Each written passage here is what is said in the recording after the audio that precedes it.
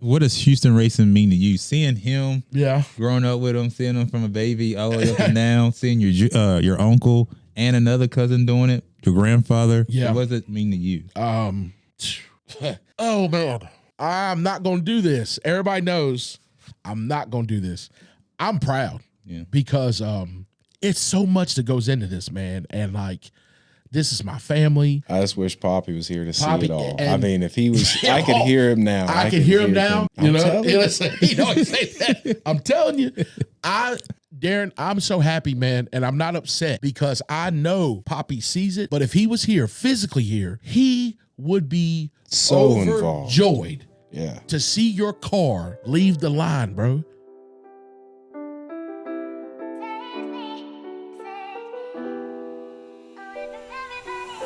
All right, ladies and gentlemen, you know what time it is. The baddest podcast in the land. We're back. Steak and Sauce Podcast. I'm one of your hosts. I'm a household name. I'm going to keep saying that. My name is Derek Nowlin, a.k.a. Mr. Meat to Meat. I need a check, a.k.a. King Cooper. Y'all all know how I got that name. To my left, this is Mr. AC21. We're going to leave it at that. His house is in good order. We don't want to mess nothing up, okay? Not whatsoever. None whatsoever. We also got Weston in the building. He's the engineer. He said he talked to y'all last time, but he really realized he's smarter than most of y'all. He does not want to talk to y'all no more. No, I'm just joking. Weston's in the building. We're thankful for him. Messed up a little bit there. Also, across from me, this is blood. This is my family. This is my cousin, Mr. Darrian Houston. Give it up for Darrian. What's going on, y'all? Darrian, thank you for being here today. Thank y'all for having me. Yeah, you excited? Oh, yeah. We've been wanting to get you on here for a while. Long time. A lot of people know that you are a drag racer. We're going to get in that today a little bit more. You're in a very competitive class. It's tough. The Gear Jammer class. Classic Gear Jammers. Classic Gear Jammers, right? The lineage of that goes through our family, and it's so much history behind it, and we're going to get into all that real soon. Everybody, we're thankful for being here today. We're thankful for being alive and above ground. We thank God for that. We thank you for supporting us. Continue to support us, please. And with that being said, I'm not going to forget 40 minutes in, put that burger down. All right, hit that subscribe button, hit that notification button so you can be included on all the fire content that we're going to put out, and you'll get a notification straight to your phone. Go ahead and hit that sub button for us, okay? Close to 500. We are close to 500. We are scratching, open up now, to the door of 500 subs. We're getting close, and I'm telling you, with y'all support, we're going to get there. Our goal is way past that, but this is a huge milestone for us, ladies and gentlemen, and we thank you for helping us get there in advance. We know we're going to make it, and like I said, with you supporting this platform, this channel, it does not cost you anything. It does take a little bit of time, and we appreciate that. And we want you guys to continue to spread the word for us. We're on a mission, and we're not going to stop, and it's all thanks to you. All right, like I said, we want to give a quick shout out.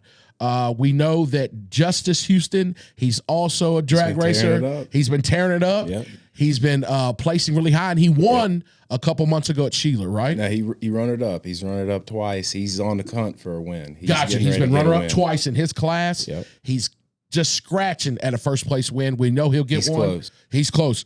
Also, to my cousin, his dad, George Jr., all right, we'll give a shout-out to him as well. Yeah. He's also in the Classic Gear Jammers class with his awesome Nova. He's one of the co-founders. He's one of the co-founders. He created Houston Racing. That's awesome. Yes. I didn't know that. Yep. Yep. Along and with the him. Classic Gear Jammers. Classic Gear Jammers, and along with him. Back in the early 90s, him and a couple other guys started that group. Really? Yeah. I did not know that. Yeah. I did not know how that origin story started, so we'll get into that for sure. Want to give you guys a shout out. We love you guys. Also, it's Justice's birthday today. Yeah, it is. Happy birthday, cuz. We love you. Eat some cake for me. So, normally, actually, we'll back it up for a second because we can. We want to run a couple videos, Darrian, that you provided us, some of your runs. Yeah. And we just want to show the Steak and Sauce family just how talented you are. Yes. What some of the guys are doing too. Yeah.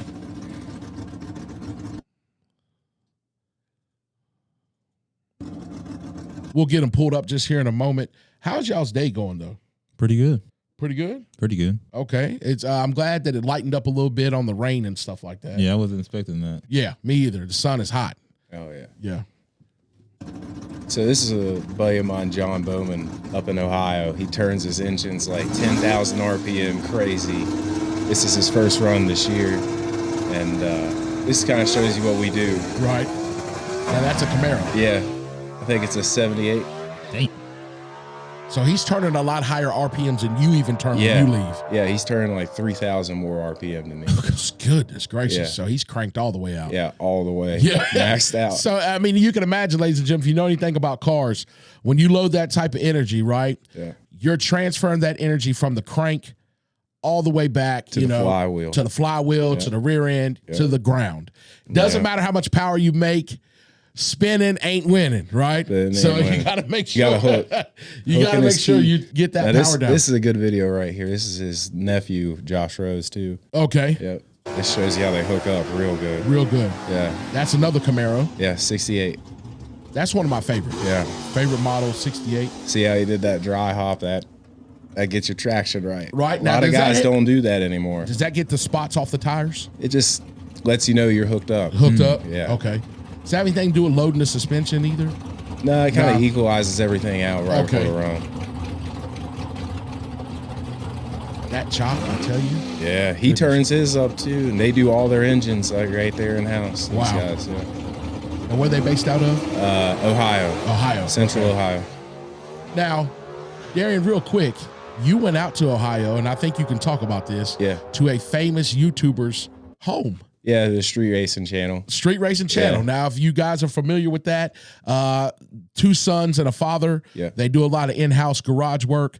One of the sons runs a S10, I believe. Yeah, S10. Super fast. No prep stuff. No prep stuff. Been with Street Outlaws. Yeah. Really famous. So Darrian drove out there. Mm-hmm. Yeah. And actually was invited to the house. Yeah. Met the family. Yeah. I went up there to buy an engine off those guys right there. And okay. They live right down the road. So he was like, yeah, stop on by. So we cruised on by one night and hung out with them for a minute. It was pretty cool. That's pretty awesome. And what's their channel called again? Street Racing Channel. Street Racing Channel. Check it out. They're super fast. Yeah. Seem like they're down to earth people. Yeah, really good people. That's awesome, really man. People. That's like a highlight of a lifetime right there. Yeah. You know, to be able to. They've made it happen. I mean, they make a living off of doing YouTube, so it's possible. It's possible. Yeah. Now, the oldest boy runs the S10. The younger brother runs a Tommy. Yeah, he runs a Falcon, and he's really dominating with it. Oh, so. Is that a turbo car? Yeah, I think so. It's a turbo car. Okay, all right. Weston, how's our sound good right now? Sounds all right. Okay, cool. All right, so I believe I might have had. I'm not sure. I thought I had one more video of you leaving. Yeah. And I'm not sure if I do. We'll probably find that here in a second because I want to show people. And the reason I want to do that, Darrian, is because, ladies and gentlemen, Darrian is in his second year in the Gear Jammer class, which, in my opinion, takes the most skill. Right? Yeah, there's a lot of. There's a lot that goes into it. Right? Yeah. Now, it used to be heads up grudge racing, right? Like back in the day, like whoever crossed the finish line first, that's who wins. Now these guys are using computers. They're checking the atmosphere, temperatures, track temperatures, and they're dialing in a number on their windshield to say that, hey, this is the number I think I'm going to run, a 667, 689. Right. Yeah, you want to predict your ET, and you want to stay consistent, and you don't want to break out. Or You're right. You don't want to break out, meaning go too fast. Right. So the closest to the time that they put down is the winner?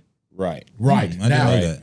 Yeah, whoever has a better reaction time. It's not who necessarily crosses the finish line first. As long as you get there first and you're closer to your time, your dial in, because it runs off a handicap start. All right. So like if somebody's slower or faster, they'll leave before the other car. They'll let them leave. Now, that has to place something on your mental. Yeah, if you had a slower car and you see them take off down the track. Yeah, you got to sit there and wait. Right. Before you can let go, and you're going to chase them down. Right. And then breaking out, if he dialed in a 670 right, and Darrian runs a 668, he broke out of his time. he might have done everything right. No, I would have been. You would have been okay because you were under. Yeah. If you go faster, if I go faster, if you go faster, right, then he breaks out and then he loses. Even if he had a good tree, right, and that is like what's a good tree number?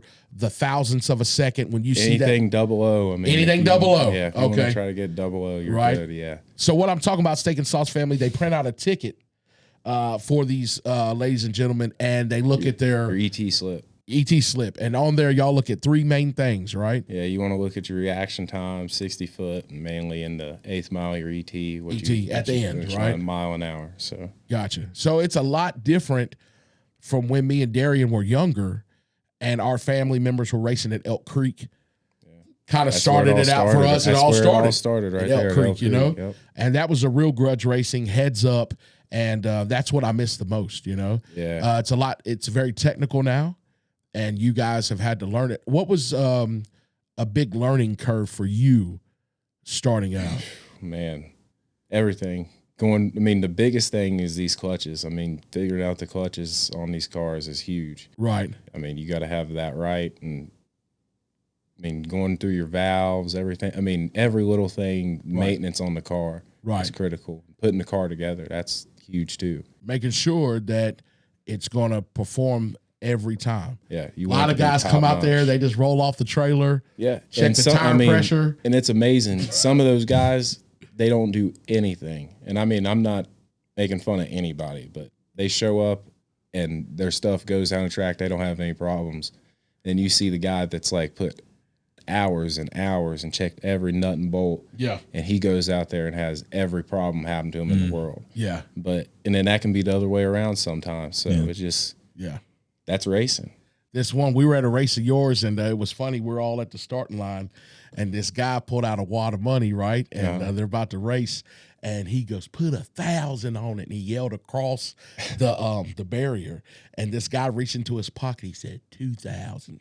And he held the money up right then and there. And he reached over to his buddy and said, "Give me another 1,000. All right, so they raced, and I guess that was their buddies or family or whoever. The guy that initially said 1,000, he lost, right? Mm-hmm.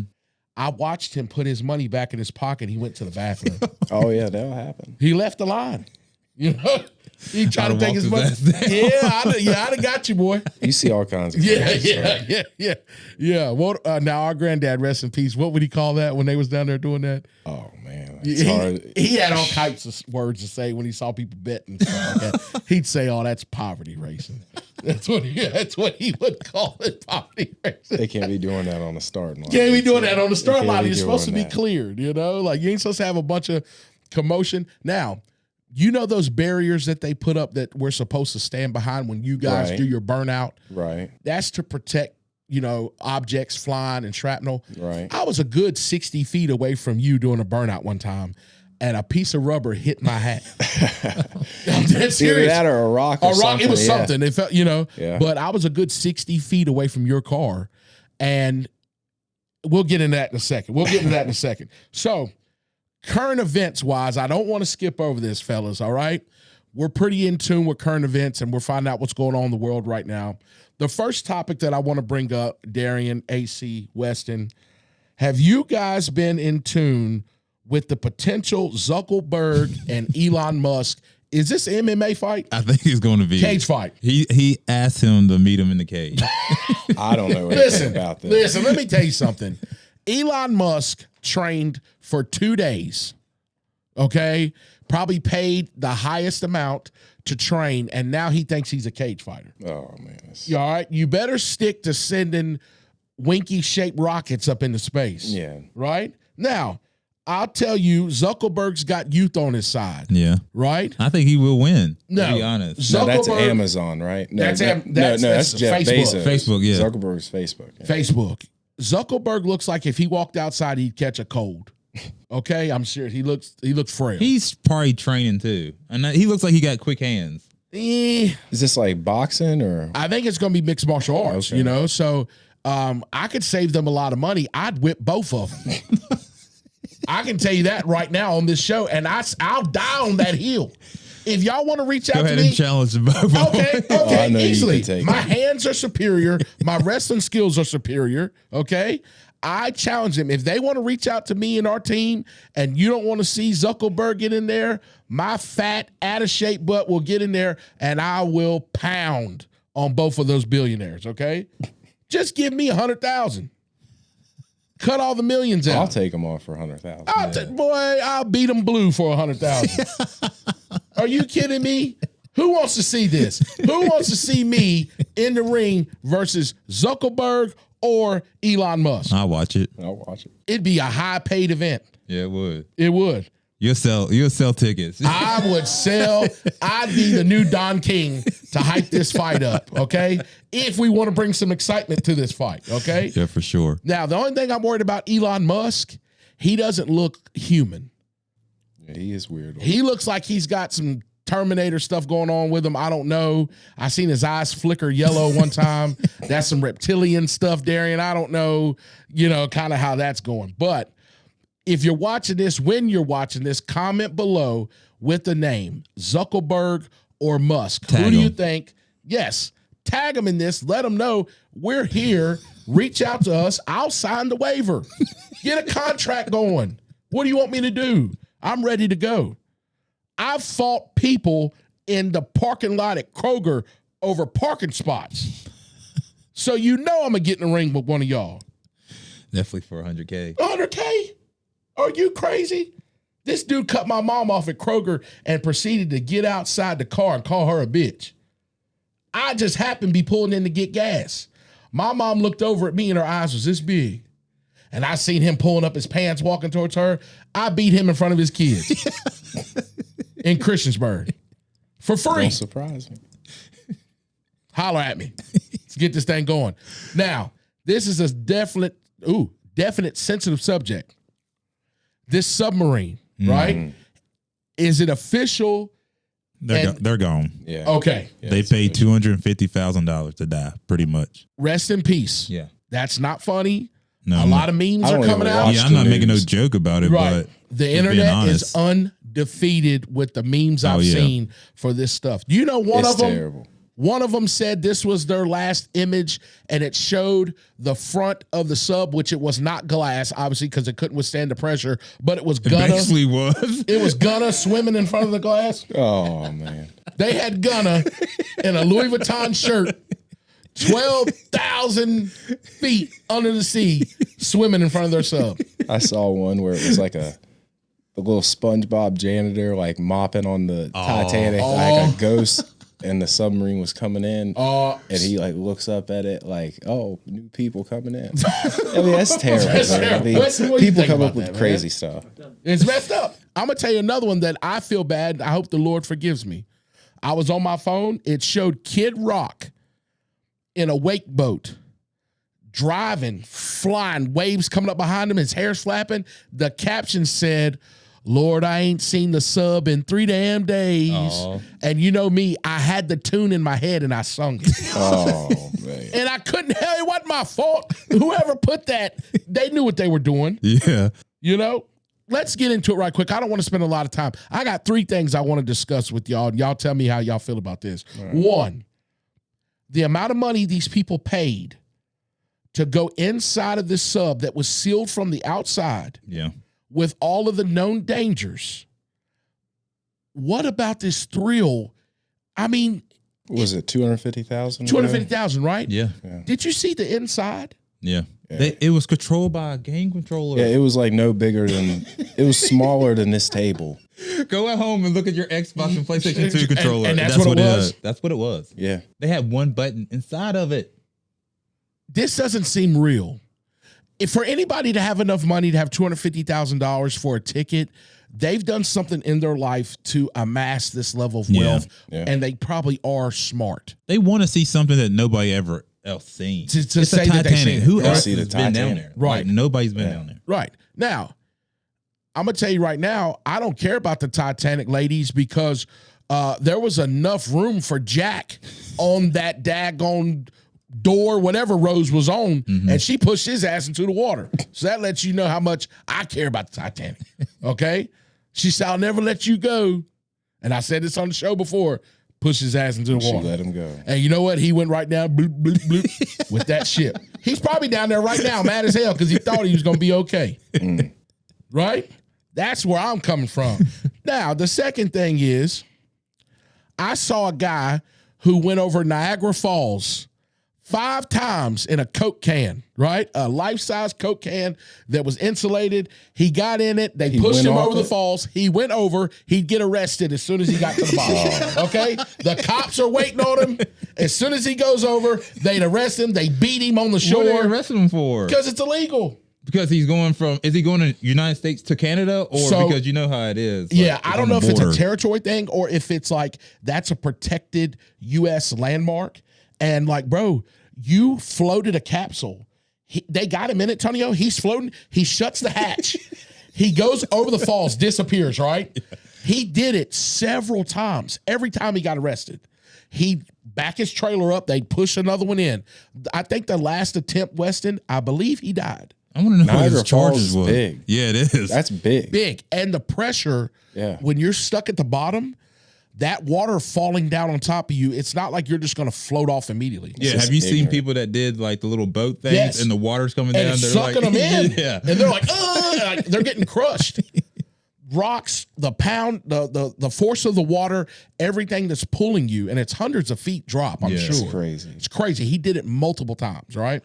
So my whole thing is, this sub, it's going down to a depth that they know if anything goes wrong, bottom of the ocean. That's it, right? Now, here's my whole thing. Tonio's going to get mad at me for this, but I really feel that there's a reason we have all this technology to go what we think is up, right?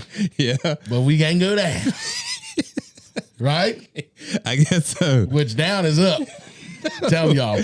No. Yeah. Derek, down is up. Derek. I'm telling you right now. The Earth's crust, it can't be out of space. What are you talking about? We are in a firmament. And if we get outside of this firmament, the water will fall on top of us.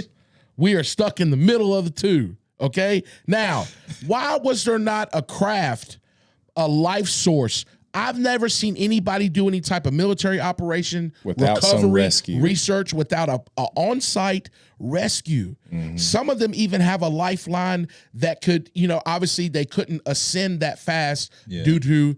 Well, I think there was some type of like cord or something. There was a cord? Yeah. There was something that was attached, and I think it broke like an hour or something into it. Yeah, it was supposed to be like a 9-hour trip, and they said they started having problems like an hour in. Lost communication. The Titanic is 2.5 miles down. Right. So why are you trying to go down there? If we had problems an hour in. And you're going on a 9-hour trip. Yeah. Whoever was on there and said, hey, man, let's keep going, I'd have beat his ass. Now, they didn't have a lot of room. No, they were sitting Indian style. They was on this table. Yeah. 5 grown men on this table. Where are they sleeping? It's terrible. They're not. They didn't sleep the whole time. There's no bathroom. There was nothing. I'm sorry. If I get sick, I'm going to just have to lay over on you. I think they had a bag or something. They had like a little box to shit in and a curtain. And I'm like, you know what? First of all, you shit in an enclosed. Yeah. What? Oh, God. I think it was like emergencies only. Because they said it was 9 hours. So, you can maybe hold it. So the trip was only supposed to be 9 hours. Yeah. But an hour in. Yeah, they lost communication. So. I'm going to tell you right now. If we go on a road trip right now, Weston looks at his car and we're riding down the road, we're in his car, and he says an hour in, hey, fellas, my car, something about to happen. Yeah. Pull over. Yeah. Let's go back. It ain't worth it. Okay? No. You do not want to experience something like that, even though their brain could not register probably what was happening. You imagine the fear. Yeah. The panic that's setting in. That's setting in. Yeah. And bro, if something happens in this room right now, Tony will get up on this table dive out this window. Yeah. I promise you, on everything I love, Tonio would take 2 steps back and 3 ninja kick this glass out. And I'm right behind him. We have the ability to do that because we're up here. 1,000 leagues under the sea down there with the magic school bus, SpongeBob and his family. That's it. I asked my buddy, he's a diver. He's a licensed diver.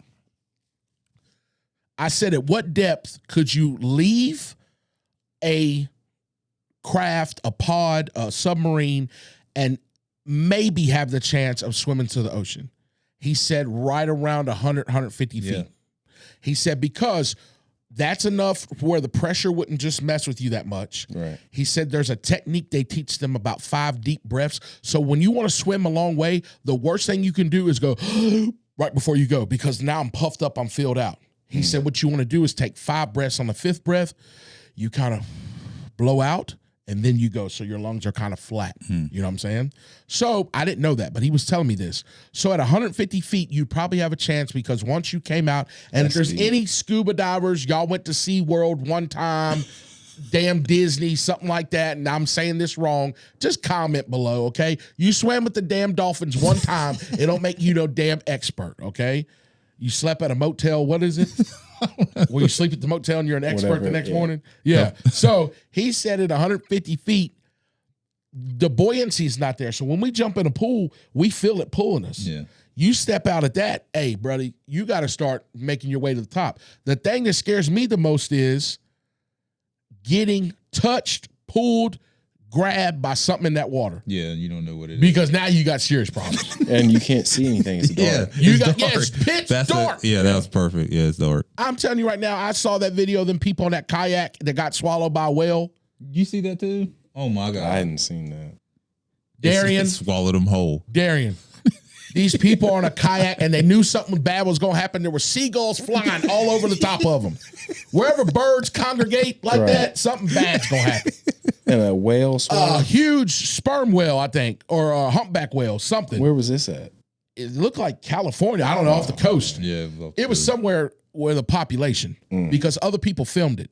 This whale came up, opened its mouth, and then people disappeared. I'd have been inside that whale beating the shit out of its ribs until it opened its mouth again. They didn't make it, I think. I don't know if they made it. I think it shot him back out. Did it? I think this it ain't did. no damn Pinocchio. You ain't going to stay down there and just ride it for a year playing the violin and shit. I'd have beat the shit out of the inside of that whale. But can you imagine how just scared you would be to get swallowed by a whale? Yeah, you would think I would never put myself in the position for that. Right. I could go on all day about this. Even though in the front of their mouths is that particle that filters like plankton and stuff like that. Like if that whale decided to swallow you and dive to 300 feet, you're federally fucked. Yeah, it's it. I mean, there's nothing you can do. Done. Tickle its tongue. You're done. Open up now. Maybe you could whisper to the whale, open up now. For y'all to get that reference from another episode that I did. I'm still after her, okay? Now, I feel really bad because we are making light of this, but this is a serious situation. Yeah. There's just certain things that you know that you shouldn't do. Yeah. If you can only handle your girl at nighttime, don't ask her for a threesome.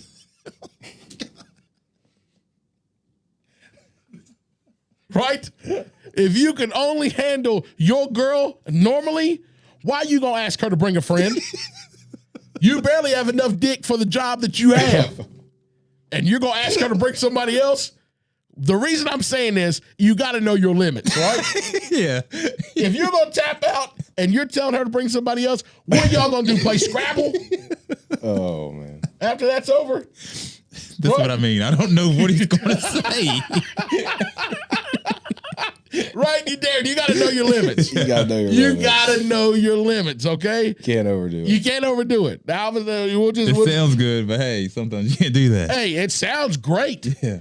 Till she gets over there and they're acting like vampires on your ass, and then you find out that your performance level ain't where it should be. Because you didn't drink no pineapple juice, watermelon, you didn't stretch, you know? You didn't go by the tobacco shop and get some honey. Oh, God. Right? Now you're up there looking crazy. You know? And it's happened before. That don't mean it happens every night. Right? We're getting older. Right? And it's more of just as much of a mental thing as it is for them, it is for us. Yeah. Right? Like, I'm going to tell you right now, if you shared something with me, you know what did it for me one time? I saw this girl digging her nose while we were riding down the road. Now, she forgot that I was in the car because that's something she normally does. When she dug in her nose, she looked over at me like this. And I was thinking, you dirty bitch. Yeah. Because what would you do if I wasn't in here? It messed me up. I couldn't touch her. Couldn't kiss her or anything. Yeah, why would you? Yeah, I couldn't. Let me tell you something right now, America. Steak and Sauce family. If you're past the age of 30 and you're still eating your boogers, you deserve to be beat in public. And I think before we get in a relationship, that's one of the questions we need to go over. Do you eat your boogers? Could you date a girl that eats her boogers? No. What if she didn't tell you and you were with her for 10 years and you caught her one day? Is that grounds to leave, Darrian? I wouldn't say so. You wouldn't say to leave. No. But that's definitely something we need to talk about. Yeah, we would talk about. I would ask her, have you been doing this the whole time? The whole time, then go kiss me in my face? Yeah. I'd put duct tape on her fingertips so she couldn't get in her nose like they used to do to kids. That's disgusting. Duct tape. You remember they used to tape the kids' fingers so it make their fingers too big to get in their nose? That's disgusting. That's one thing that just crawls up my back. Or you find out she don't have as good hygiene techniques as you thought she had. Right? Yeah. What would you do if you saw a girl and she contacted you on her phone or something like that, and you saw a video and she's in the shower and she propped her phone up and she Oh. I don't know. What would you do? How would that make you feel? No comment. It would make me feel some type of way because if I'm with the person, like, oh my God. Yeah. Who taught you that? You learned that? It was passed down. Yeah, your mama did that shit. Did you learn that at home? Oh, God. You know? I'm telling you, I know we're getting off subject, but that's one of the first things I do. If I go over your house, I'll pull the shower curtain back and see what type of equipment you got. I go in the medicine cabinet. For sure. Yeah. Yeah. I like to know what medicine they're on. Now, when you look at the medicine, I type it in.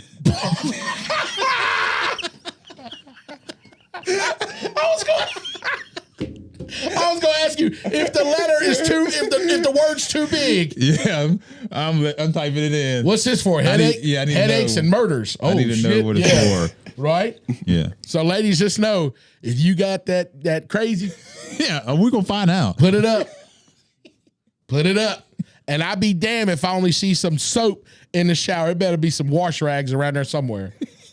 You already know loofah gang's out of here, Darrian. They're out. I see a loofah. I don't care. Yeah, I don't care if I go to Beyonce's house.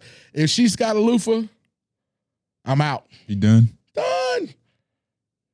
It's a done deal. I can't. You know what I'm saying? Can't do it. All right.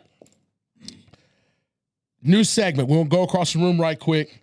What's new with the crew? Just this week, any new news, anything exciting? Darrian, you want to share with us before we get into it? It's been taking it easy, really. Yeah. Just came back off a big race, the Stick Shift Nationals, $10,000 race. Now, how did that go? Went pretty good. I didn't win the $10,000. I saw the post you made for the family that did. Yeah. Has he won before? He's a heavy hitter, Brandon White. Gotcha. Yeah. Brandon. Shout out to Brandon White. Shout out to Brandon White. So he won the main event. Main event Stick Shift Nationals. Yep. Where was that held? Piedmont Dragway. Piedmont Dragway. Okay. And Jim Ward was the runner-up. It was a close race. I mean, two long-time racers. I mean, Brandon wins a lot of races. Gotcha. But be proud of yourself because you were amongst those men that were there, right? A lot of heavy hitters. 2. Yeah. Remind you, right? Tonio, anything? Nothing new for me. Something new for Kenzie. She started tap dancing in ballet. Really? Yeah, she started this past week. Yeah. Right? How's she enjoying that? She loved it. She saw her it? cousin do it. Now she wants to do it, so we got her in. Hey, that's dope, though. Yeah. That's really nice. And you never know. That could take her so many different places, man. Dance, performing arts schools. You never know, man. I don't know about all that dance. You ain't gonna be doing it all. You like dance. There's a limit on that. Yeah. If I had a daughter too, listen, you only gonna dance at the nights where all the parents is there. Now you ain't gonna be out here like the rest of these floozies, okay? Yeah. All these daggone. Like what I say in my show, TikTok is giving white women room to say TikTok's wild. TikTok wild. Y'all ain't seen all these memes where the girl goes, bitch, I'm back and my ass got bigger. Skinny face with a real nice figure. Shoot your shot, boy, pull that trigger. Fuck my ex, y'all can keep that. You ain't seen that? No, I don't have TikTok. It's a white woman usually and her daughter, and when that part comes up, they mouth it. Keep like that. little kids, dude. Little kids. It's crazy. And they love it. And you wonder why it's true? Because their ex is black. Their ex is black. Now, I just said this the other night, Darrian, in a comedy show. Last week, Jamal was a citizen of the United States. You loved him. Now stuff's changed. Keep that. It gives them the ability to say it and dance, and they love it. Mm-hmm. Y'all can keep that. That's one time she's going to let you know how she feels about you. Yeah. White women. If y'all get pissed off and you're dating a black man, do you call him something in your head? Derek! I want to know. I want to know. If y'all get pissed off, do you go there? Would you go there? Oh, Lord. I'd hope not. Yeah, Darrian, what do you think? You hope not, right? Oh, God. We hope not, right? We truly hope not, but we don't know. I just want to know. This is something, we'll dive back into. I'm sure we'll have to bleep this out. We might use this for the intro. I don't know. Have to. Right? Have to. I just want to know. So, for me, look at Weston. I know. For me, this week, I wrote something down. I want to share it with you guys. I've been doing a lot of soul searching. Y'all know I've been doing the comedy thing. Yeah, doing good at it, man. Doing good. Shout out to everybody. Shout out to LA Preston. Shout out to Zach Assad. Shout out to George. Shout out to Catherine. Shout out to John Pruitt. Shout out to Sean Carter. Shout out to I just drew a blank. I know there's a bunch of people that I'm just walking right over the top over. Everybody I perform with, everybody that I've met, you guys are amazing. Keep doing good work. Keep it up. Who's the guy we just had on a couple episodes ago? My buddy. Damn. Aaron. Shout out to Aaron. He's a beast. He's hitting some new mile markers on TikTok as well. That's awesome. Aaron, we'll ask your girlfriend, if you were black, would she say that about you? So what I've been experiencing is I feel like right now in my life, I'm the most dangerous I've ever been. Now, I don't mean that as far as a physicality, military training, weapons training, or anything like that. I feel like I'm dangerous because this version of myself, I'm finding a way to love myself more every day. I'm focused. I'm not worried about any opinions, and I'm not afraid to fail, right? Because throughout this process, we've figured out what works and what doesn't work, right? So I'm not afraid to fail. And I feel like that makes me the most, dangerous version of myself, because if you don't care about opinions, you're not afraid to fail, and you love yourself, in my opinion, so anything can happen. Yeah. You can do anything. Anything. We sat in this room with Weston over a year ago, and we were trying to figure out how to create this, what we were going to do, what this was going to look like. So I want to let everybody know to continue on with your dreams and be encouraged. We didn't know what any of this stuff was going to look like. We were putting our heads together. So we got to take time, even in the midst of everything. We're in episode 37. We have to take time and be thankful for what we've already done, right? Because there was one point we didn't have this. Yeah. We didn't have the logo. We didn't have these ideas. So I just want to let everybody know, be proud of where you're at right now. Darrian, before you had your car, before you dropped the new engine, transmission, got the new trailer, getting the car dialed in, you were dreaming and praying that things would work. Yeah. We're past those point of what we prayed for. Right. So now we're in a moment of being able to just take a step back and being thankful for where we're at. So I just want to encourage everybody, just take a few moments and think about where you're currently at and how much progress you've made, and be proud of yourselves, right?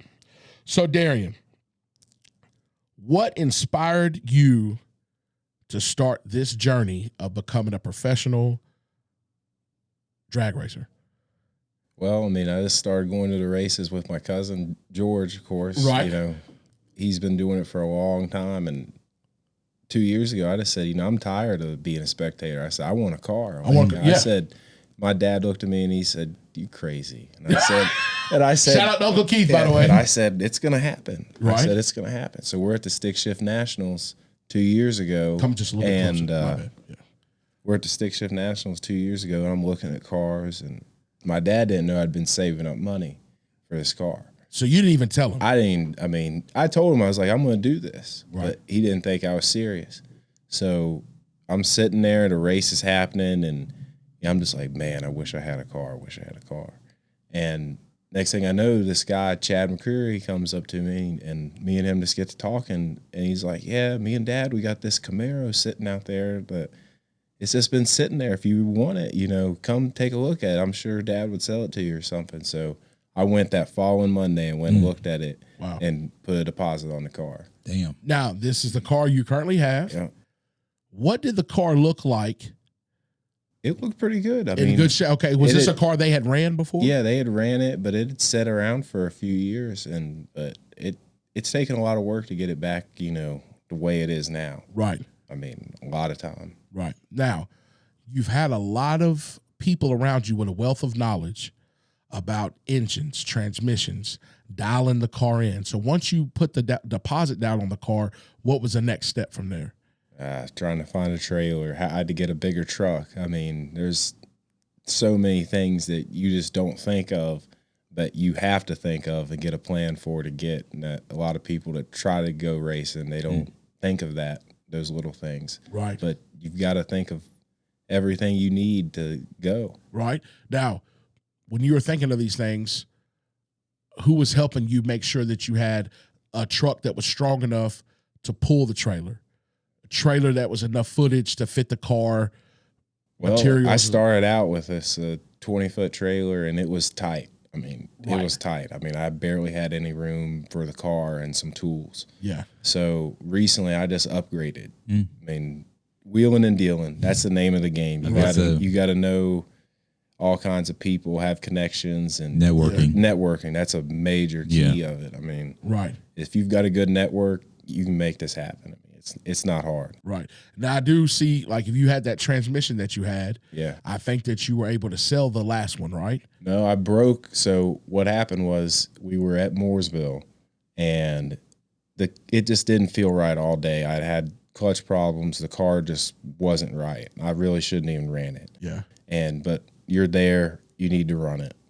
Take the chance. Right. And so I put it in third gear. It did not feel right at all. And I should have just shut down right then. Yeah. I pulled it in fourth, and it just shook so hard it hurt my hand. So I just put it back in neutral and shut it down. Thought, okay, everything was fine. I drove the car back. We get it back to the shop and get it up in there, and there's a hairline crack on the side of the transmission. Oh, on the case. Yeah, on the case, yeah. Right. So take it out and sitting there looking, what do I do? What do I do? And thankfully my good friend Brad, best friend Brad, he had a transmission he was able to sell me, and we got a new transmission in the car. Now, is that a Jericho? Jericho 4-speed, yeah. Now, for people that are watching, what type of transmission do you run? A lot of guys are running Liberties and G-Forces and stuff. If you've got the pocketbook for it, those are about $10,000 transmissions. God damn. $10,000, yeah. And $10,000 don't mean brand that it's new, brand new. Yeah. But that don't mean that it's you don't know the longevity. No, you don't know. And you got to know what you're doing when you're driving one of those, because they'll fly out of gear, and you got to keep it in gear when you're driving it around in the pits. And even on the top end, when you're in high gear, you have to, I think it'll stay in high gear when you're going down the track, but yeah. If I blew a $10,000 transmission on one pass, I'm literally going to come back, park my car at the starting line, and I'm just going to fight everybody. Because at that point, $10,000, Now, are these, with the way your car is set up right now, and I was going to get into this a little bit later, but just to back up for a second, because there's so many steps that you had to do. How much involvement did you have with our cousin Junior and Justice once you were able to get the car, and how much did you pick their brain about certain stuff? Oh man, I'm on the phone with them all the time. Right. Me and Junior talk probably 30 times a day. Right. It's 30 times a day talking about, I think I need to do this on my clutch. I need to do this on my tires, or this or that. It's all the time back and forth with each other, troubleshooting this and picking each other's brains about this or that. he's got a wealth of knowledge. So what does Houston racing mean to you? Since it's in your blood, his grandfather, your uncle, everybody. I've got a lot of cousins. I've got big shoes to fill. And I mean, I try to do my best every time I go to the track because I know people are looking at me as that next generation of what my cousin George has built. And yes. A lot of people look at him as, he's a professional. Yeah. He is. He's a professional. Do you feel that pressure? There's a lot of pressure. I mean, there's a lot of pressure, but I'm starting to learn to handle it a little bit better now this year and able to focus more on the tree and do my job in the car versus think about what's going on around me. Right. I'm going to give you your flowers now. Yeah. Okay. I've been to a lot of your races. You would never know by your demeanor, your work ethic. You're a very humble young man. The way you set your stuff up. We're not over there eating chicken and dancing by the trailer. You know what I'm saying? No. We're not doing that. Get you some watermelon. Yeah. We're not doing now. Our family, it's a big group of us when we go. There's a lot of people we want to be there. us. It's amazing, right? Yeah. And I'm glad that everybody shows out the way they do. When we pull, when we pull our 3 trailers next to each other, everybody's rubbernecking when they come by. Yeah. They want to see who's driving your car, who drives the Nova, what type of trailer they got. You know what I'm saying? It's like a whole thing. Yeah. And I know who do you drive for? Who you drive for? I drive for myself. Drive for myself. Yeah. Houston racing. Yeah. I hear it. I've heard it, And I see them when they come by. They're looking into seeing how your car's set up. Most of the time, you got your car cooling down. We got the hood off. Mm-hmm. You're doing your checks, taking air out of the tire, putting more in, whatever y'all are doing, recharging the battery, fueling. Right. And I watch these people come by, and they're looking at the car, and then when they make eye contact with you, they go, right? Yeah. Now, I know that this is a huge sport. Mm-hmm. This is a sport. You're an athlete, right? Very competitive. Very competitive. When I see you leave the starting line, I don't think in my head, Darrian's only been doing this 2 years. Every time you launch that car, you're pointing straight to the sky. Right. Well, not this year. It's calmed down a lot. It's calmed down a lot. But last year, that thing was vertical, right? 12 o'clock boys, right? Yeah. And you have never, and I'm thankful, you keep it under control. You know what that car is going to do. You put it back down on the ground, and you finish the race. It's a well-built car. It's straight. It's tight. And I was impressed. And like I said, I want to give you your flowers because I'm blown away when I see you race and just what you've already been able to accomplish, right? I appreciate because I'm gonna tell you right now, if I got up there, I know how to send it, and you tell me, okay, Derek, you can get up to $7,000 and let it go. I know I do that. Can I keep it straight? I don't know. It's easy. I mean, I don't know how to describe it, but you feel it in the seat. I mean, if it's gonna get out of control, you have that time to react to get out of it. You don't want to be a hero and just stay in it. That's how mistakes happen. Right. Now, how many times did it take you to be in the seat of that car? Oh man. Without being on a track and just practicing, just doing mental reps. Just doing mental reps. I'll go out in the trailer some nights and just sit there and just do rep after rep after rep after rep. That's how you get good. Pedal. Right. Yeah. That's how you get good. We got one of those little practice trees and everything. I'll sit there. Sometimes at work, I'll prop it up and just watch that tree. But it's a lot different once you get in the car and that thing's fired up and everything's going on. You're hot. You go blank and you're so hot in that car. And it's just sometimes all the noise goes away when you rev it up. You're just in the zone when you get in there. All the noise goes away when you rev it up. It just goes silent. Right. Now, Weston, did I happen to send you a picture of him? I didn't send that? Okay, sorry. I thought I sent a picture of you leaving the line. When the last light goes out, right, you know the next light to appear is going to be your green light. Yeah, you want to leave on that last yellow. So the last yellow goes out, you're already letting out. Yeah. Right? Yeah, you want to be letting out. You want to be letting out because if you wait to see the light, you're going to be late. Sleeping, right? Now, you mentioned before your buddy's leaving at 10,000 RPMs, which is pretty much maxing out, Some guys go 12. Right. 12.5. I mean, yeah. What are you leaving at? Right now, I'm leaving at 7,800. 7,800. Yeah. And I've heard your car at that RPM. It's wild. It sounds like it's more. Yes. It tricks people out, but it's only 7,800. I mean,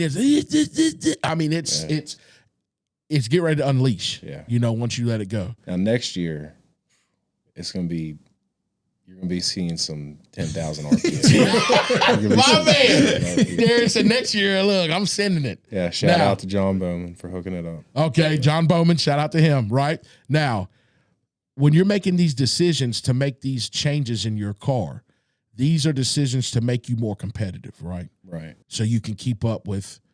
Well, really, I like the smaller engines, the smaller cubic inch stuff, more RPM, like what John and them are doing. And right.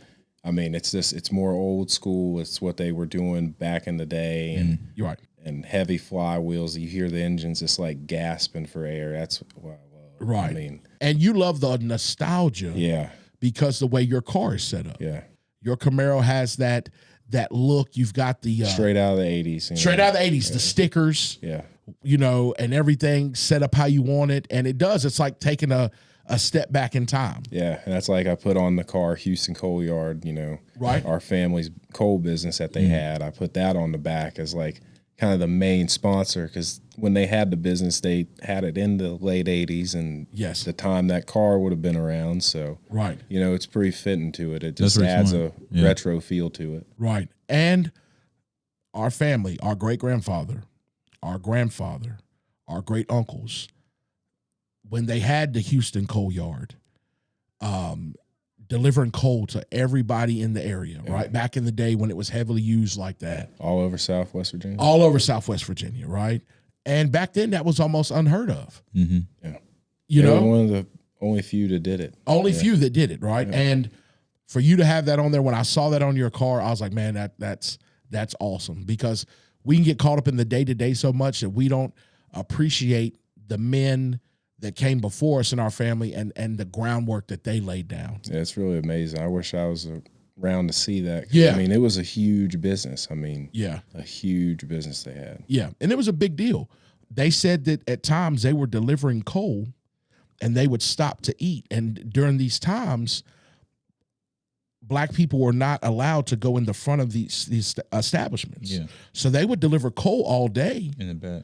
And then have to go and get their food at the back of these. Yeah, I think he got started in the early 50s. Right. Yeah. You know, so you can imagine that, you know. And I couldn't imagine being a father having young boys and wanting to make sure everybody's good. And, you know what I'm saying? Because stuff could, you know, back then could get having your own business. You know, having your own business. Yeah. Not being considered as a citizen and all the other stuff. Yeah. So, I mean, that's hard. It's hard. But they were highly respected. I mean, he was the only person in Southwest Virginia that would sell you coal on credit, right? Because he didn't want to see anybody go cold. Yeah. He would say he couldn't sleep at night knowing there was a kid that was going to go cold if he didn't have a warm house, so he'd give coal on credit. I'm glad you said that, because shout out to our cousin Donnell. I think he found an old receipt or ledger where they wrote a receipt for somebody that had bought coal, and I think that's really, really cool that they found that kind of stuff. You know, it's in your blood.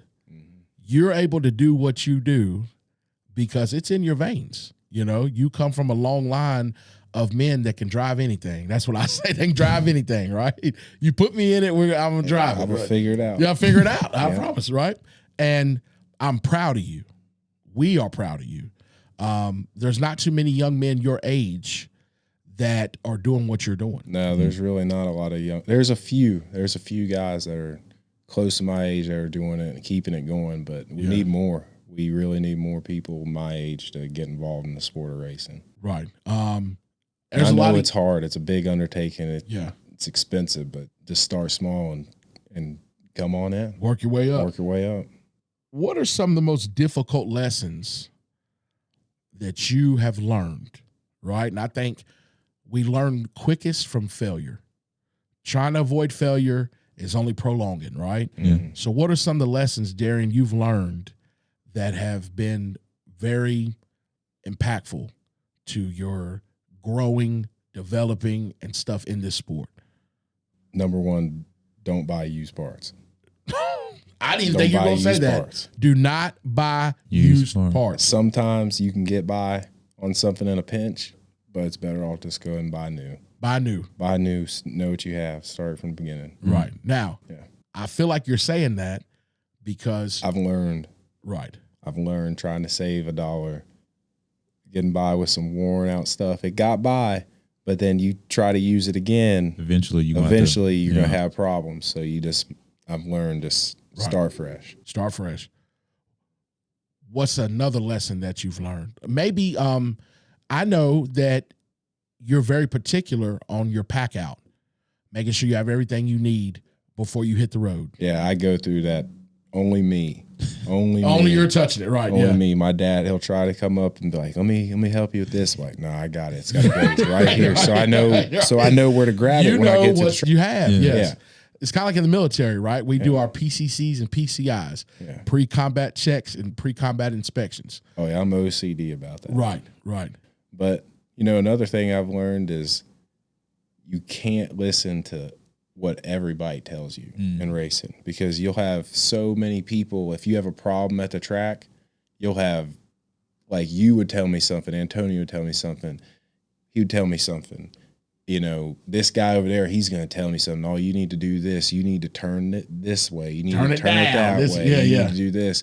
And that clouds your thoughts. Yeah. You need to go with your gut. And that's what I'm really learning to do now. Is I took the knowledge that these guys have showed me, and I still lean on them for their opinions, and I still go with them. But there's only a select few of guys that, I really go with what they tell me to do. Right. And because they've got the experience, but you can't listen to everybody. Right. And I'm sure that everybody wants to offer. Yeah. And they all have something that may work for them, but you have to do what works for you. Yeah. Pick their brain and make it better for you. Yeah. Right. Yeah. I can hear him now, Darrian. Now what you're like, because you're respectful. Yeah. You're not gonna, you're not gonna tell them, hey, just give me a minute. You know what I'm saying? You just did your run. First thing they want to tell you, now I would have. Now I would have. And you're like, golly, man. Yeah. But you want to listen to all that too, because somebody may pick up on a mistake that I may not even know, because, like I said, everything goes blank inside the car, and you need people to tell you did something wrong. But like I said, you just want to listen. You want to have your group, and when you find them, keep them. Because I've got one guy, Jake Melton. Shout out to you, Jake. I know you're going to watch this.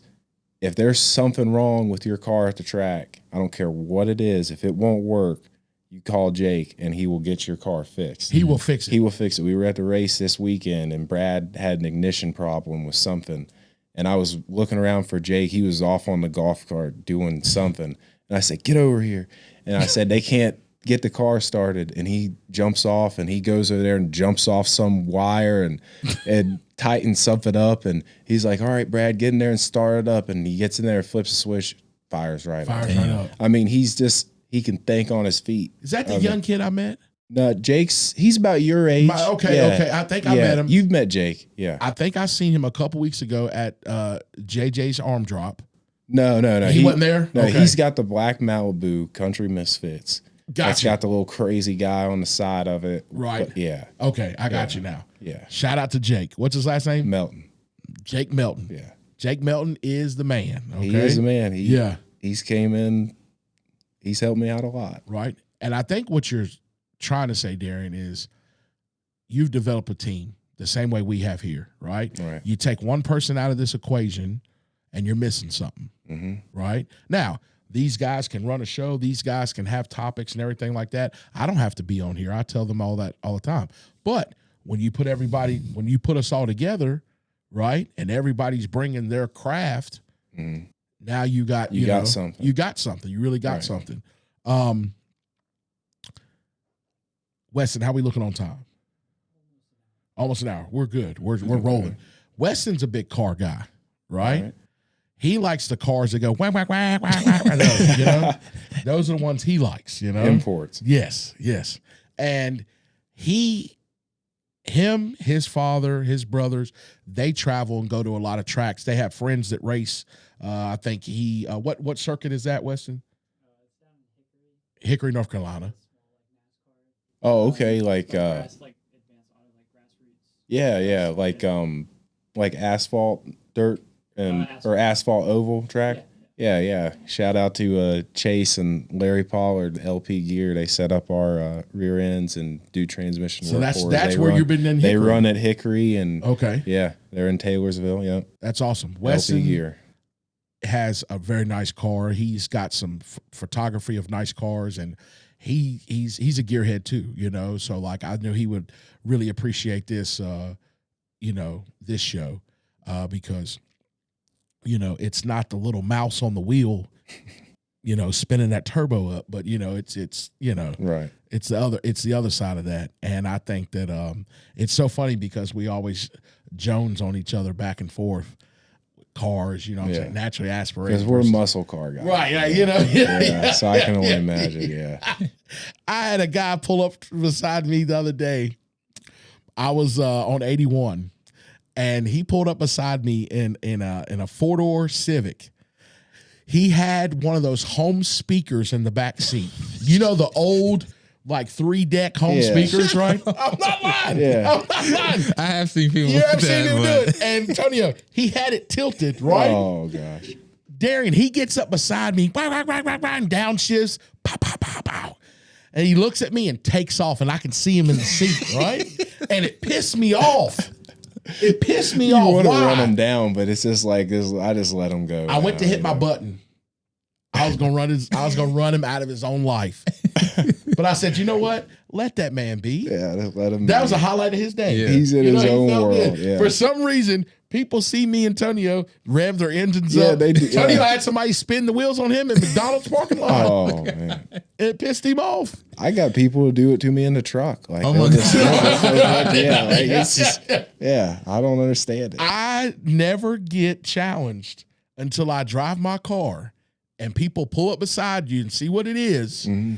They'll be in a RAV4 SUV. They just want to take off on you. They just want to get in front of my car. Yeah.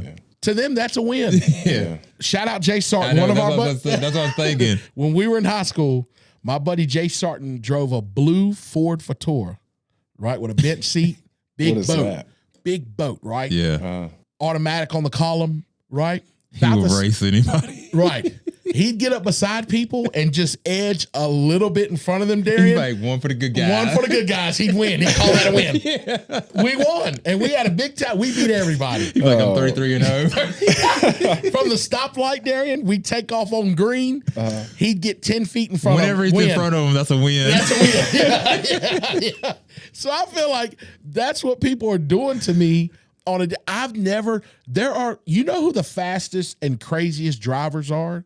It's these single moms or moms in these SUVs. Yes. Yeah, they be flying. They be flying. I'm like, where are y'all going? When I'm in North Carolina, some of those drivers down there are just I hate going to North Carolina. Man. It's terrible. I don't know what they're doing. It's terrible. I was just in Charlotte, Weston. What was that? Last week before? It was insane. Yeah, I thought I was on the Autobahn. Yeah. Mm-hmm. I'm driving my sub 500 horsepower car, wink, and my doors are getting blown by some soccer mom in a damn Toyota 4Runner. Race City down there. Yeah, going 95. Yeah, and she's on her phone. Yeah. They be swerving lane to lane. I'm like, dude, come on. Race City. Yeah, where are y'all going, So I think Tonio had some stuff he wanted to ask you too. Well, mine was about the Houston race. Okay. How do you feel having a cousin doing the same thing? Like, how's that? Picking his brain and doing the same thing as you're doing. Well, it's tough. Because we both are running each other and competition. It's competition. So because y'all have went heads up. Well, we haven't ran in eliminations. We just ran in a time run at Motor Mile. Okay. But if it came down to it, in a race, if it were me and him in the finals, we're just gonna run it. We're gonna run and see what happens. See what happens. But and I would love to see that.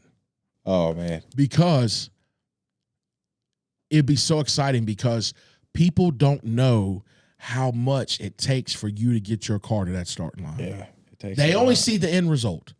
Kind of like this show.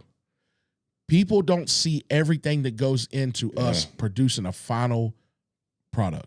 It's hard. It's hard. I mean, shout out to Wise Car Brothers here. They Wise were Car, down there last weekend at Piedmont. Wise Car Brothers, we're looking for a sponsor. And on Chad's car, he had something go wrong with the clutch disc. It exploded. So they're running around looking for a new clutch disc, and he had probably 20 different guys, offer him help and had parts there. So it's like a family. Right. And but they're over there thrashing to get it back together, and he got it back together, Wow. So you see it all. I mean, they got it back together in less than an hour. I mean, transmission out, clutch apart, back in, everything tuned right back up. That's amazing. Yeah. That wealth of knowledge right there, you know what I'm saying? And people willing to help on the spot. I mean, I think it's amazing, Yeah. And I remember when we were coming up, Junior, shout out to Junior, he'd give us some money and he'd say, go up on the hill on the 4-wheeler, get me 5 gallons of gas. Yeah. Race fuel. Go get the me guy some had gas. it, up at the top, and we go fill up the jug and ride it. I'm on the back of the 4-wheeler facing this way, and Justice is on the front, and we're just sitting there riding down the hill to bring the. How does it feel being that young, seeing it as you're a kid, and then doing it yourself now? It's wild because you'll see, I don't know. I had the privilege of being on the T-shirt this year. All right. And so you seen everybody having your picture of your car on there, and there were kids and stuff with it. Oh, that's awesome. And everything. And, they're looking at you and stuff. So, you want to be as professional as you can be for people that are looking at you, because some kid may want to be like you one day. That's true. And you don't want to get mad. You don't want to throw your helmet and stuff like that. I mean, there's many a times I've just wanted to just set the whole car on fire. That's what I'm at, man. Right. I'm sure. But yeah. You gotta keep it under control. Right. And but it's a humbling sport. Racing's very humbling. Yeah. I mean, you can be at the highest of highs, and then the next time you get in there, it's all over. And you got to think, Junior has been turning RPMs in that car for over 20 years. 30 years. 30 years. 30 years. Over 30 years. Over and over and over again. The amount of power, those components, everything that has to, you know what I'm saying? And like you said, everything has to click. Yeah. He's got his car down. I mean, he knows every inch of his car. He has to. If he's been doing that for 30 years with the same car. Right. And I want to give not only you your flowers, everybody you shouted out today. These are people, some of them I've met or I've seen you post when you've been in their shops and stuff. Yeah. Again, I really want to give Junior his flowers for the legacy that he has built and what he is doing, because, I mean, you guys take a lot of time out of your schedules. Mm-hmm. Race weekends are packed, filled, busy. Yes, nonstop. Starts on usually either Tuesday or Wednesday. Right. For me. I mean, yeah, you're traveling trying down to get everything ready, make sure got my whole load out, whole load out, checking everything, packed to the max. Right. So and one of the favorite things, what's in the cooler? What's in the cooler? Let me tell y'all a quick story. So when we would go racing when we were younger, my granddad, rest in peace, he would have his own cooler packed out. Some of those items that was in that cooler was going to be a big tomato, a homegrown tomato, a big thing of bologna, not sliced, a solid piece of bologna from the Amish. Mennonite store. He would have some type of dessert, and he'd have cookies, and just cookies you wouldn't find in normal stores, you know? So, of course, it's hot. You know I like juice. So my granddad would take all of the good drinks and put them on the bottom. Yeah, he would hide it. Yeah, and cover them with waters. And I said, Granddad, why you put all the waters on the top? He said, y'all don't drink no water. He said, you open up my cooler. He goes, you'll just shut it back because we ain't seen nothing we won't. Yeah. So that's what he would do. He was smart. He was smart. That is one of the things, those memories of sitting inside the trailers in between rounds. And then when they come over the loudspeakers, gear jammers. Make your way to, you know what I'm saying? The stage, and when you hear these cars start up, these aren't normal cams. the daggone mufflers are cut right up under the open headers. I mean, it's nothing like it. It just makes you. You feel it in your chest. Cold chills. It does. It really does every time. Every time, and I just love it, and I really, really, really want people to just understand that everything you're doing is coming from you, right? You need a transmission. You need. I mean, we're not. Well, it's a team, man. It's not just me. It takes a team of people to make it happen to get to the track. I mean, we help each other out tremendously. Like before the Stick Nationals, right? Brad he was waiting on clutch parts, so he got this stuff in like the day before the race. Yeah. So I went down there. We were up till 2:00 in the morning getting everything back in, and we had gotten some wrong parts that was sent by mistake, wrong lineup tool. So we had to custom make one. Shout out to Jake again with his electrical tape, and you just have to see it. It took a bunch of us to get this thing in. We got it in 2:00 in the morning. Right. And Brad had to go to work the next day. I went on to the track and crashed in my truck. I mean, it's life on the road. Life on the road. Life on the road, man. And listen, these travel dates are in between the days that you work overnight shifts. Yeah, I work nights. You work nights. I work nights. It's rough. It's rough. There's been many a days I'll get off 6:00 in the morning. I'll lay down for probably 2 hours and we'll get right in the truck, go right down to North Carolina and start working on the car.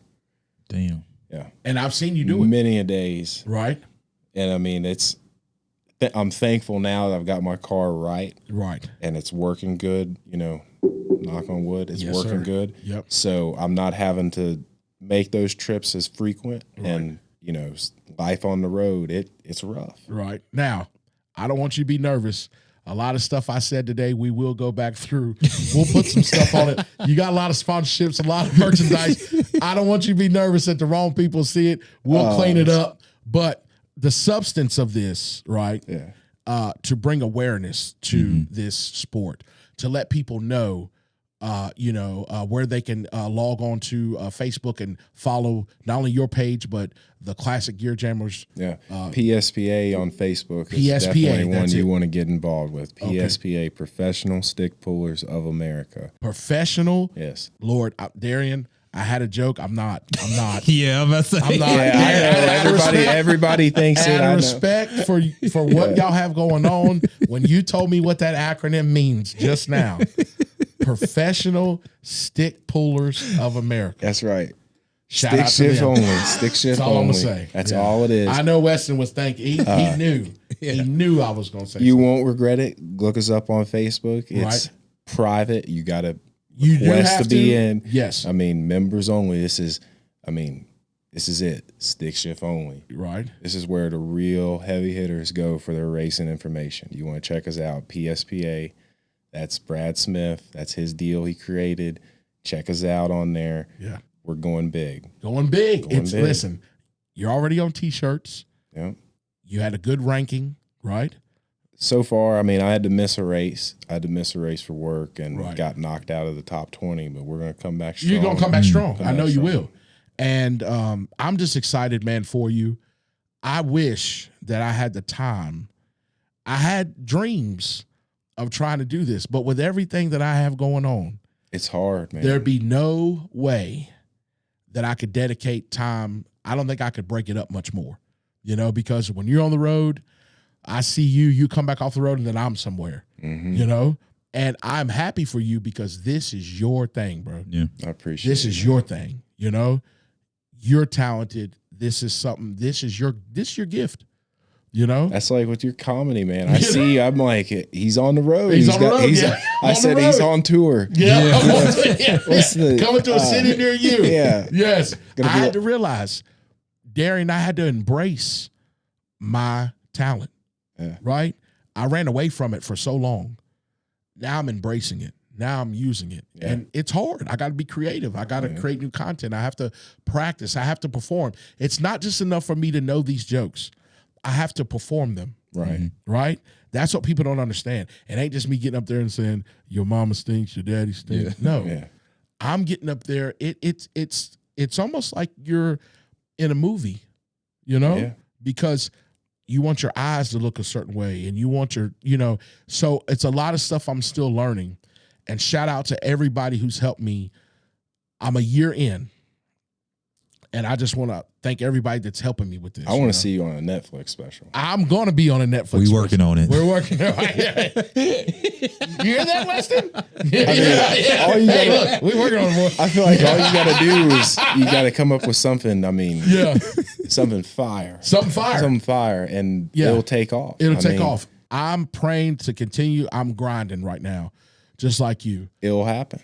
Putting the car on the track. That's what I'm doing. It's going to happen. And we got a lot of cool things coming up.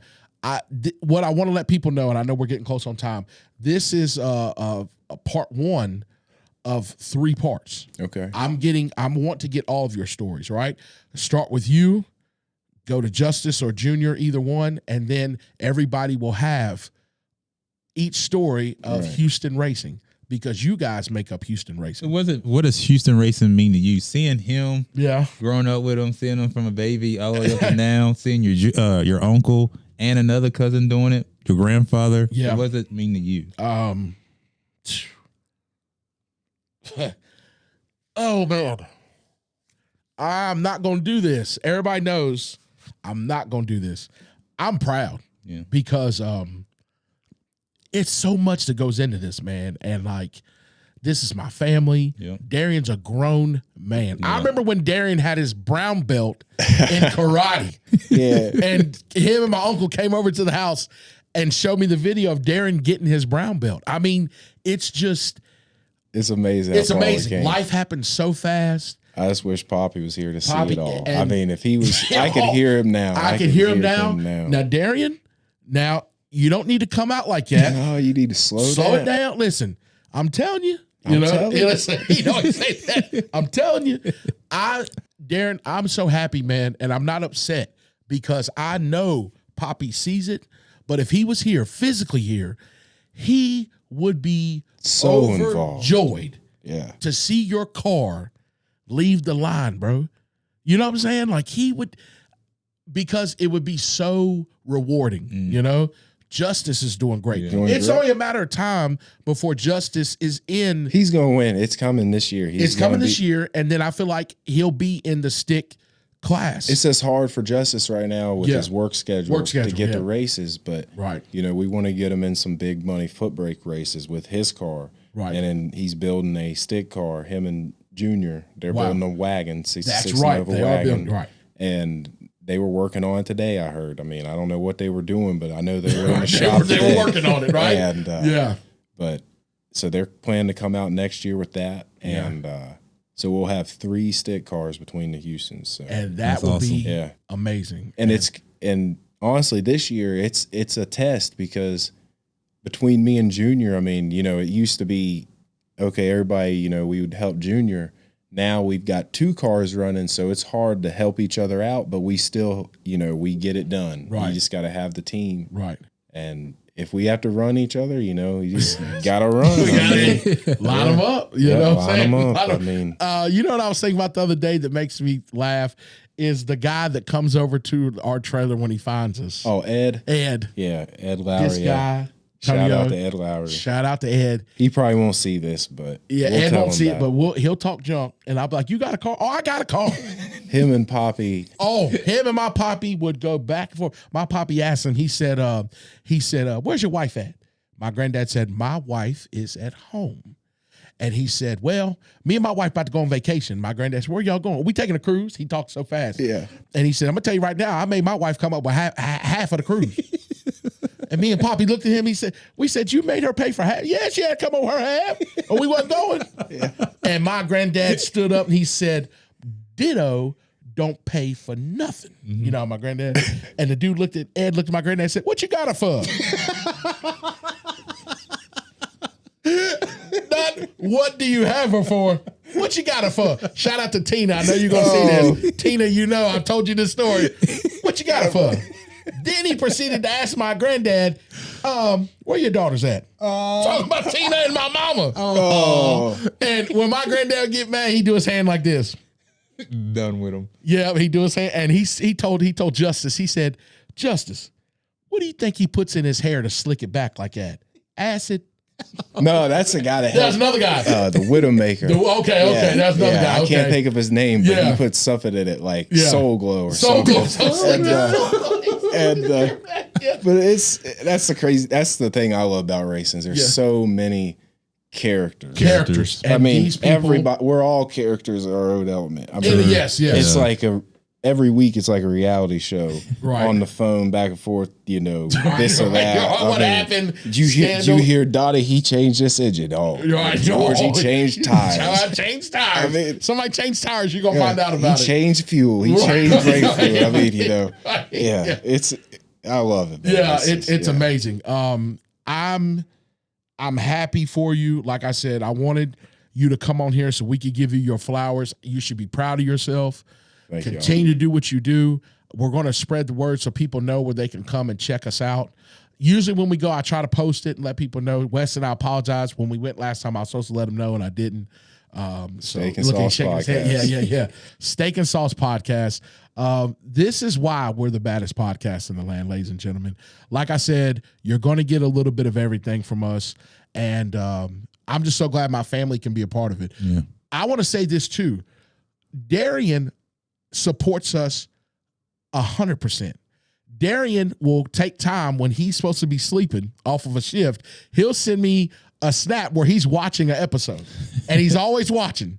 Always watching. Hadn't missed an episode. What's your funniest one or your favorite one? I love Miss Doss on here. Yes. I mean, I like go back and just like listen to that episode to learn something. So smart.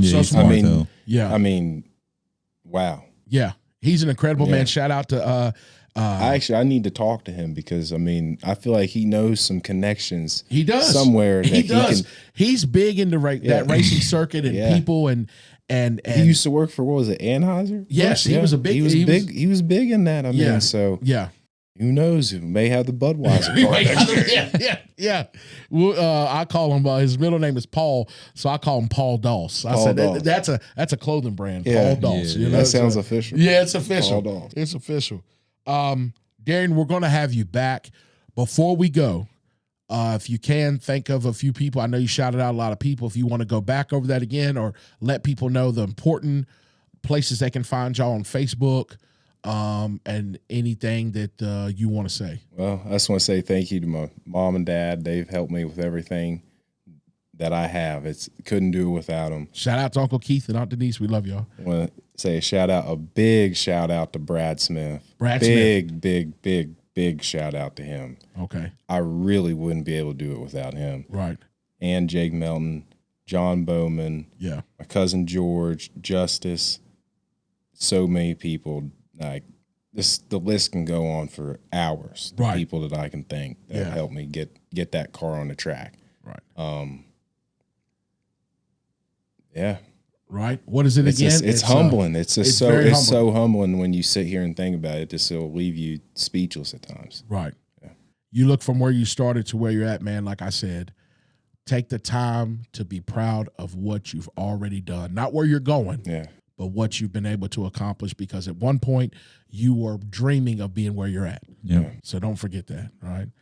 Ladies and gentlemen, we thank you. We want you to continue to support us. Like I said, we'll continue to provide you guys with the best content in the land. We're thankful that you guys are tuning in. Hit that subscribe button for us. Like I said, it's only going to help us continue to grow. And then we're going to be able to get on a platform where I can choke out Elon Musk. And I know y'all want to see that. It's easy. All you got to do is just click. Just click it for us, right? Continue to be blessed out there.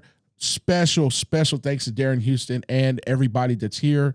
Thank y'all for having me on. Oh, we appreciate it. I've been looking forward to it for a long time. Yeah, this is awesome. Anybody else want to say something before we sign out? I'm good. Thank you to Weston. He's the brains behind the operation. Like I said, when he drops his head, I know I'm on the roll because that means I'm saying something crazy. So he's probably done it about 3 or 4 times. Say one last thing. Yeah. Going back to Jake. Yeah. He's got a saying: if you're scared, go to church. If you're scared, okay, you're right. All right. Now, there's nothing wrong with going to church. Right. Okay. But if you've got a dream and it's scary, you got to chase it. If you got any reservations about it, then just don't even go. Right. Just don't even go. Don't even go. Chase. Don't even leave the house. Don't even leave the house. Right. Don't even leave the house because go to church. If chase you your dream. You got to do it. Yep. And you're doing it. We're doing it. I'm proud of everybody. Until next time, y'all be blessed. That was good. Yeah. That was good. That was good. Yeah.